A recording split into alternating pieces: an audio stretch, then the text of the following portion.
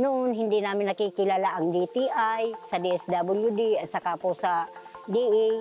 Marami pong salamat din sa kanila kasi marami po silang binigay sa amin na gintong aral na dapat naming kapulutan kasi po sa pagtatanim, lahat po pinag-aaralan sa lupa, sa pananim, sa medisina, dapat po talaga pag-aralan.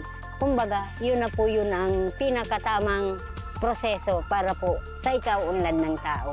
Masuswerte po talaga kasi kami kasi talagang hindi po, kumbaga, nabusog po talaga kami ng karagdagang kaalaman sa pagkain.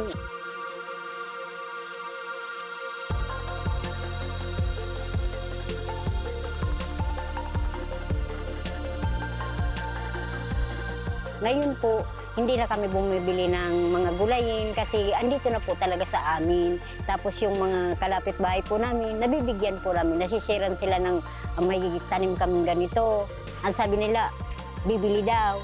Sabi ko, kung bibili, salamat. Pero sabi nga kanya, share the blessing, yung binibigay po sa amin. Hindi na daw po siya mag-iibang bayan kasi nalilibang na po siya pag kukuha na ng gulay. Kaya masaya na kami kasi andito na siya palagi, hindi na siya maging ibang bayan. Kasama na kami, bubuo na kami mga magpamilya. Hindi na daw siya malalayo po sa amin.